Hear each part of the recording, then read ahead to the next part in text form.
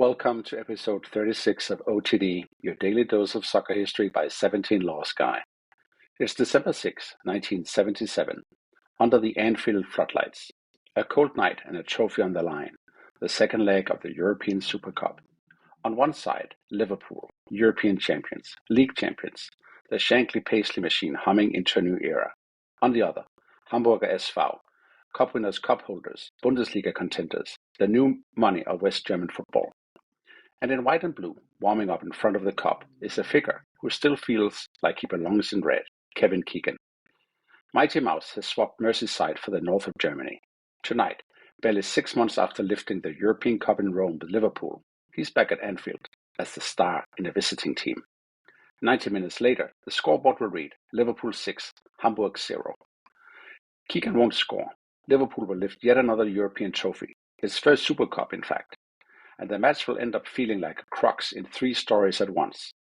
Liverpool's shift from the Keegan era to the Dalglish era, HSV's rise as a new power in European football, and a new slightly strange chapter of English stars testing themselves abroad, in places like Hamburg and Köln, rather than Barcelona or Juventus.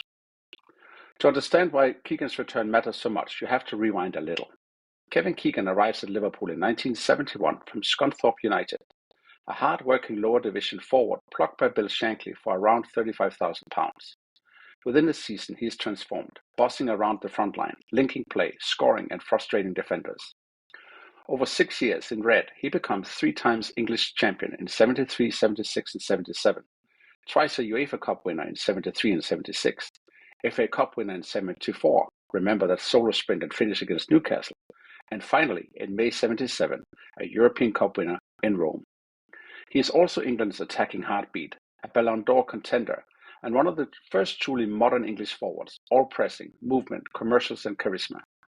But even before that European Cup win, the breakup is in motion. Keegan has told Liverpool he wants a new challenge abroad. Liverpool, and Shankly's successor Bob Paisley, agree to let him go if a suitable offer comes. The bid that triggers it isn't from Real Madrid or Juventus, it's from Hamburger SV. HSV are not an obvious destination to the English eye in 1977, but in West Germany, they are clearly a club on the rise. A founding member of the Bundesliga since 1963, based in a wealthy port city with big commercial backing, and crucially, newly crowned Cup winners' Cup champions after beating Anderlecht in May 77. They offer Keegan 3 things: significantly more money than Liverpool can pay, and they can do that because the Bundesliga has looser wage structures. The chance to become the face of a club, not just one star among many, and a stage to prove that an English forward can succeed technically and culturally on the continent. Keegan takes it. In the summer of 77, he swaps Anfield for the Volksparkstadion. Liverpool, already planning ahead, get a replacement from Celtic, Kenny Dalglish, which is how, just months later, we end up with a European Super Cup that feels much like a referendum on a decision as it does a 2-legged tie. The European Super Cup is still a relatively new invention in 77, a trophy pitting the European Cup holders against the Cup winners' Cup holders. It has a faintly unofficial air, but to both Liverpool and HSV, it's a chance to make a statement. First leg, November 22nd, at Volksparkstadion in Hamburg. Keegan faces Liverpool for the first time. He wears a red-trimmed HSV shirt this time, not a liverbird. Hamburg go in front through midfielder Ferdinand Keller. Liverpool equalize by a super sub David Fairclough. Who else? And the match finishes 1-1. Keegan plays well in patches, but it's cagey, tense, almost testimonial-like in places, neither side wanting to show too much. The tie will be decided at Anfield, which takes us to on this day, December 6, 1977. Anfield is full and bristling. The cup has all 4 been singing for Kenny Dalglish instead of Keegan. Now it gets to see both on the same pitch. The pre-kickoff mood towards Keegan is complicated. A mix of gratitude, pride, and "you left us, now let's show you what you're missing." The reception is polite rather than hostile. Applause for a club legend, but no free pass once the whistle goes. Once the game starts, sentimentality lasts about 10 minutes. Bob Paisley feels a team that already looks more Dalglish Liverpool than Keegan Liverpool. Ray Clemens in goal, a backline marshalled by Phil Thompson and Emlyn Hughes, a midfield with Jimmy Case and Steve Highway providing width, Dalglish and Fairclough in attack, with Terry McDermott given license to break from midfield. HSV arrived with Keegan up front and playmaker Felix Magath. but their defense, used to Bundesliga rhythms, about to run into 90 minutes of red-shirted chaos. The goals come like a storm. 21st minute, 1-0. Phil Thompson, the centre-back, opens the scoring. A set piece, a loose ball, and Thompson lashes it in. 40th minute, 2-0. Terry McDermott goes through midfield, links up, and finishes to double the lead. It's a classic late-arriving midfielder's goal, and a warning of what's about to happen after the break, when Liverpool hit that Paisley-era gear, where everything looks simple and ruthless. 55th minute, 3-0. McDermott again, another cool finish. And barely a minute later, 4-0. McDermott completes a 13-minute hat-trick. HSV are reeling. Anfield is enjoying one of its famous European nights. At this point, Keegan is chasing shadows, dropping deeper to try and get a touch, while his new teammates are overrun. 86th minute, 5-0. David Fairclough, super sub by reputation, joins in late on. And then the statement goal. In the 88th minute, Dalglish adds the 6th, the new number 7 scoring in a game that feels symbolic, Liverpool's future eclipsing their recent past in one sweeping counter. Final aggregate score, Liverpool 7, Hamburg 1. McDermott walks away with a match ball. Liverpool add another European trophy to the cabinet, and HSV take a long, hard look at the gap they need to close. So what did the night mean for Liverpool? Well, in the short term, it confirmed what the early months of 77-78 were already suggesting. The Keegan era had ended at exactly the right time, and the Dalglish era had begun almost perfectly. Within the first half of that season, Liverpool could already point to a European Super Cup, a strong defense of their league title, and a new chemistry up front, Dalglish linking with McDermott, Highway and Case, that would carry them to a second straight European Cup in 78. In the longer arc, the 6-0 is one of those matches where you see the Super Club version of Liverpool fully formed. A squad deep enough that losing a superstar doesn't derail it. A tactical structure where roles matter more than individual names.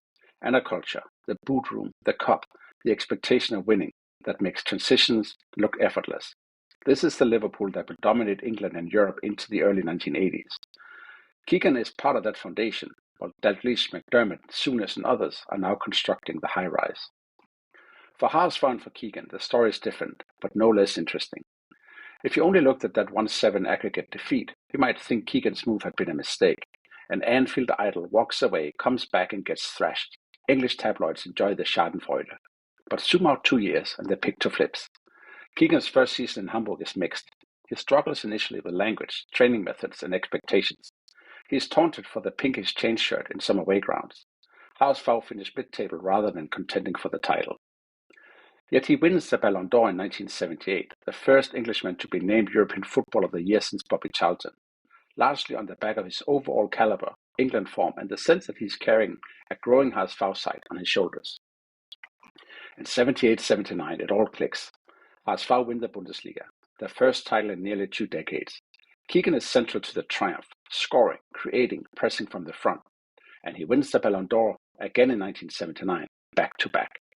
By 1980, Hamburg are in the European Cup final, losing to Nottingham Forest, but clearly part of European football's top table. A couple of years later, in 1983, with Ernst Happel as manager and with a slightly different cast, they will win the European Cup.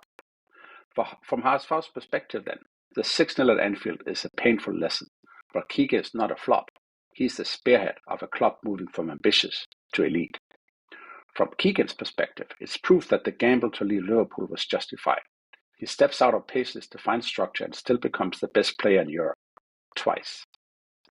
There's another thread woven through this story, English players abroad in the late 1970s. Today we're used to English stars heading to Spain, Germany, Italy, Saudi Arabia, MLS. In 77, it's rare.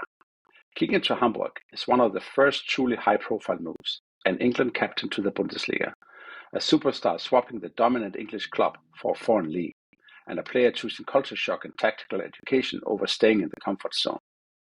In the years just after his move, you get a small trickle of similar transfers. In summer 1979, you have Tony Woodcock from Nottingham Forest to 1. FC Köln, and Dave Watson from Manchester City to Werder Bremen. Later, players like Mark Hughes and Gary Lineker testing themselves in Spain. Some thrive, some don't, but Keegan is the reference point, the proof that an English forward can learn a new language, adapt to a different style, and become more complete. The irony, of course, is that after conquering Germany, Keegan doesn't stay on some glamorous continental carousel. He returns to England, first to Southampton, a mid-table side where he plays joyful attacking football, and then to Newcastle United in the second division, helping them win promotion and becoming a folk hero in the Northeast. From European Cup with Liverpool to Bundesliga with HSV to Roker Park on a wet Wednesday, it's a career path that makes little sense on paper, but fits Keegan's follow-the-feeling personality perfectly. December 6, 1977 is not just the Super Cup second leg. It's the night Liverpool fans get to say a sort of goodbye to Keegan on their own terms, respectful but merciless on the pitch. It's one of the early statements of the Dalglish Paisley Liverpool that will dominate the next 5 years. It's a sharp reminder to HSV on the level they need to reach, and to their credit, they pretty much get there by 1979 to 83. And it's a snapshot of a wider shift, English stars beginning to see Europe not as a retirement tour, but as the next level of the game. From today's vantage points, it's one of those nights where, in hindsight, we see European football history changing gear.